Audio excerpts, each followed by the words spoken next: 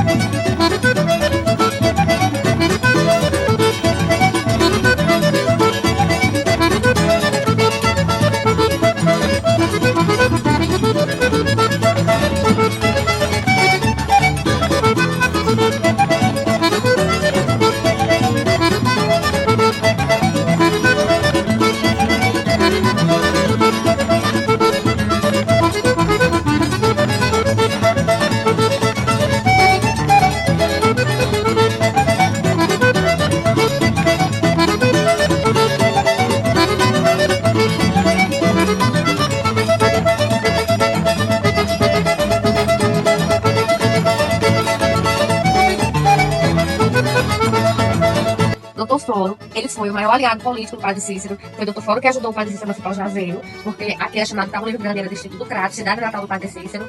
Então, o Dr. Floro, ele vem para o Juazeiro com outro propósito. Então, ele era médico farmacêutico e ele andava com um amigo chamado Conde Adolfo Vanderbrule, que era um estrangeiro, que também era explorador de minério. Então, aqui no Juazeiro, o Dr. Floro fica sabendo que o Padre Cícero tinha ganhado umas terras chamadas Coxá, e que nessas terras tinha uma gruta que tinha um minério muito parecido com ouro. Então, o Floro vai e diz: vamos lá ver que minério é esse, porque se for ouro, a gente tá feito. Então, eles vêm aqui com esse propósito, falam com o Padre Cícero permite que eles vão lá ver esse minério. Quando eles chegam lá, era ouro de todo. Não valia nada, era só parecido. Então, foi isso que o Conde veio fazer aqui, vai embora. Mas o Floro vê na figura de um homem que era padre, porque quando ele chegou foi em 1909, o Padre Cícero já estava expulso da igreja, mas vê a popularidade da pessoa. Era um homem que recebia centenas de pessoas todos os dias, vindo do Nordeste inteiro, para se aconselhar com ele. Então ele diz: opa, aqui é o progresso e eu vou ficando por aqui. Então, o que é que ele fala com o padre? Eu sei que o senhor gosta muito desse povo, esse povo gosta muito do senhor. Vem a pé, da Paraíba, do Pernambuco, passa meses, só para vir fazer uma pergunta ou te pedir um conselho.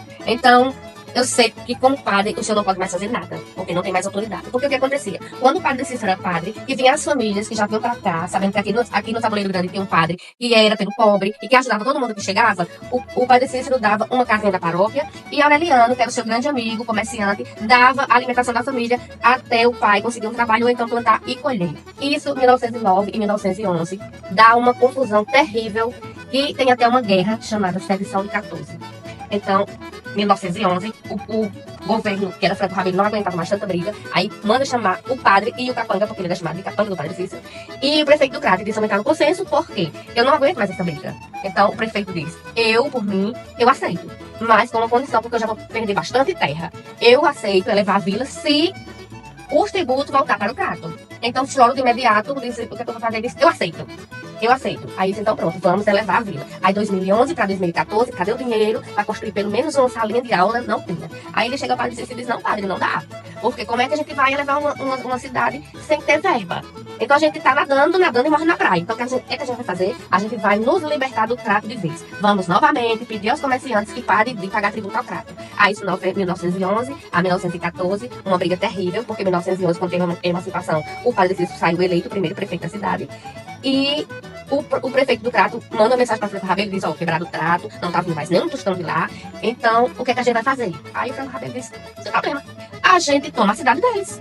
Aqui nós temos o mirante, ó, que foi onde o Padre Cícero ficou, e o canhão era para ser posicionado aqui nesse mirante e derrubar o mirante e o Padre Cícero junto e levar a cabeça dele para Franco Rabelo. Então, quando chegam os soldados e vê toda essa fortaleza, eles, opa, não é, em vez disso, nós vamos tomar essa cidade. Então foram mais de 15 dias. O que aconteceu? Teve morte, teve, porque foi uma guerra. Mas foi mínimo possível, a perda foi mínima possível. Por quê? O que aconteceu? O padre Cícero, ele coloca mantimento na cidade para 6 meses, mas os soldados vieram desprovidos de alimentação e de água. Quando o governo sabe, federal, que Juazeiro saiu vencedor de uma guerra, só com civis, com Romero, e ele era a pessoa de frente e estava apto a fazer isso, a federal, ele deu esse poder a ele. Então ele foi com esse poder. O que ele faz quando ele chega lá? Ele tira ele do mandato, da cadeira, senta lá, se nomeia deputado, se nomeia presidente do Ceará interino e nomeia o padre Cícero segundo presidente do Ceará interino. Isso foi por pouco tempo, foi. E depois vieram os Acioles. Dizem que, as histórias que eu já li, que os Acioles foi um governo terrível para o Ceará. Mas não foi para o padre Cícero. Porque tudo que o Juazeiro precisava, e parecia pedir aos Acioles, estava aqui. Então o Juazeiro deu uma alavancada, assim, igual uma mágica. Porque tudo que ele precisava estava aqui.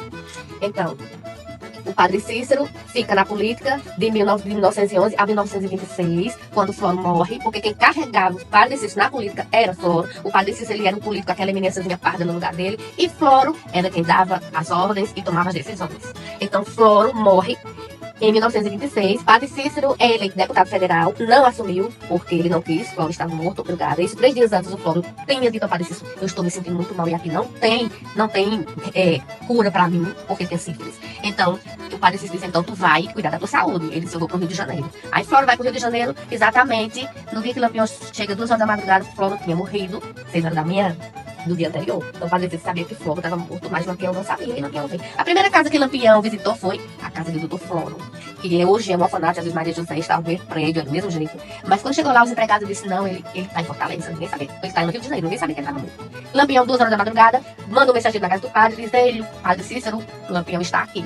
Essa história é a história de padre Cícero e Lampião. Ou então ela corta alguma coisa, ela bota alguma coisa que corte a língua. E na hora que ela recebe a outra, ele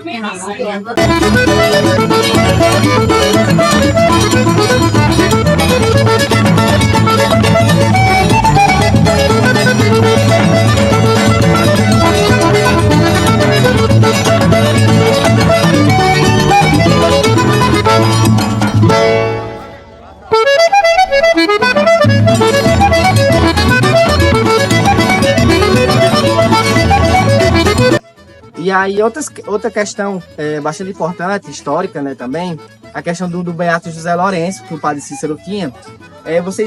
Eu tava tentando pegar esses folhetinhos aqui para vocês, que resume tudo isso, mas por conta da reforma lá no Geoparque Ararendá, eu não consegui trazer esse folheto, mas se vocês quiserem ir passando depois e olhando com calma, dá para vocês fazer isso. É muito diferente. Inclusive, semana que vem já vai ter uma outra romaria, que não está no calendário das romarias aqui em Juazeiro.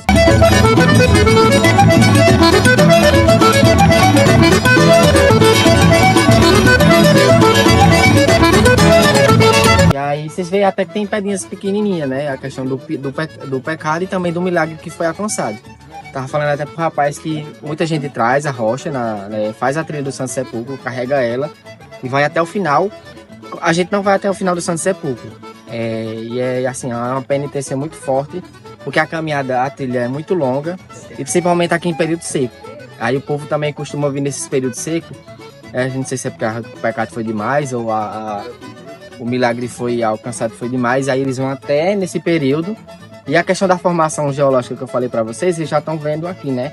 Algumas pequenininhas. Durante o percurso da trilha, vocês vão ver rochas enormes, e são rochas que são misturadas, né? Devido àquela formação que eu falei para vocês, que aconteceu há mais de 650 milhões de anos. E aí fez com que essas formações e essas rochas elas se misturassem e traz um potencial bastante importante aqui para a nossa região. Eu estava falando para o professor que a partir de semana que vem vai ter um colóquio, né, de fósseis. Vai ser o primeiro colóquio de fósseis aqui da região do Cariri, organizada pelo Geoparque Araripe e pelo Museu Cidade de Nuvens. As inscrições presenciais já acabaram, mas se vocês quiserem online, vocês podem se inscrever, que vai ter certificado e horas complementares para vocês. E a inscrição é gratuita, a inscrição é pelo Ever. Aí vocês vão no Instagram do Geoparque, entra no link e aí faz a inscrição de vocês. É muito importante, vai vir gente muito de fora, do México, da Alemanha. E tava falando até que pro professor também que veio muita gente da Alemanha que trouxe os equipamentos também para o Geoparque. Quando a gente chegar lá na sede, eu e os meninos também vai falar um pouco sobre a formação da Chapada do Araripe e vão ver essa formação que vocês estão vendo aqui na maquete. Só que vai vir outra maquete mais atualizada e mais moderna também para o Parque Araripe nessa construção. E vocês também vão visitar o CIA, né? E aí um fator também importante que eu esqueci de comentar para vocês, a Chapada do Araripe, ela está em processo de candidatura do Patrimônio da Humanidade. Ela já entrou na lista indicativa de Patrimônio da Humanidade, né? Só que aí teve uma burocracia porque o Ceará ele não reconhecia, o IFAM pediu para o Ceará, né, na verdade, reconhecer a Chapada do Araripe como patrimônio cultural. Ainda não era reconhecido. Primeiramente, a gente tem que reconhecer o nosso lugar. E aí é uma crítica que eu bato bastante. Tipo, vocês de fora dão mais valor para a nossa região, para a nossa cultura e tudo que a gente tem do que nós mesmos. Então esse processo foi até lento, começou na pandemia. Eu, inclusive, fui um dos bolsistas pesquisadores do projeto do dossiê da candidatura da Chapada do Araripe, né, como patrimônio pela humanidade. E aí ela teve que fazer esse reconhecimento, né? Inclusive o seminário que teve isso foi lá no Mirante do Caldas, que vocês vão visitar o Mirante do Caldas, que é outro geossítio que tem. Vocês vão ver uma pintura. Eu tô falando a questão das rochas, e aqui na Chapada do Araripe, as rochas daqui têm uns pigmentos naturais. E lá na nossa universidade, a gente tem um grupo de pesquisa que é coordenado pela professora Ana Cláudia, que é de pigmentos naturais, né? Que a gente faz todo o pigmento extraído pelas rochas, e aí faz a pintura. Inclusive, quando você for lá no Mirante do Caldas, vocês vão ver um mural que foi feito tanto por os moradores, mas também pelos bolsistas do grupo de pesquisa da professora Ana Cláudia, que foi feito tudo por pigmento natural, que foi extraído aqui da nossa região, da Chapada do Araripe.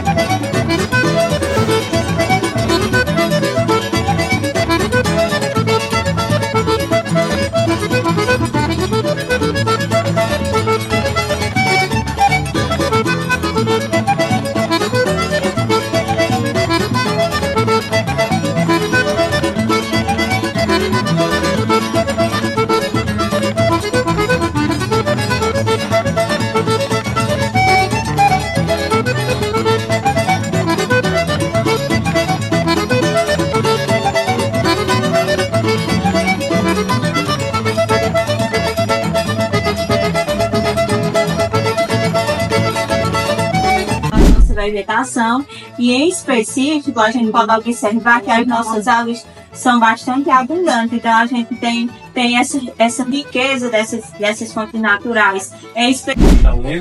Até a camada mais recente, que é a formação da chuva. E aí na escala aqui, o tempo é de milhões de anos, né? Aí a gente tem aqui essa rocha, né, que é o granito acebulado, que ele está presente no embasamento cristalino. Aí vocês podem encontrar o embasamento cristalino lá no Geossítio Colina do Horto, né, que fica lá no Juazeiro.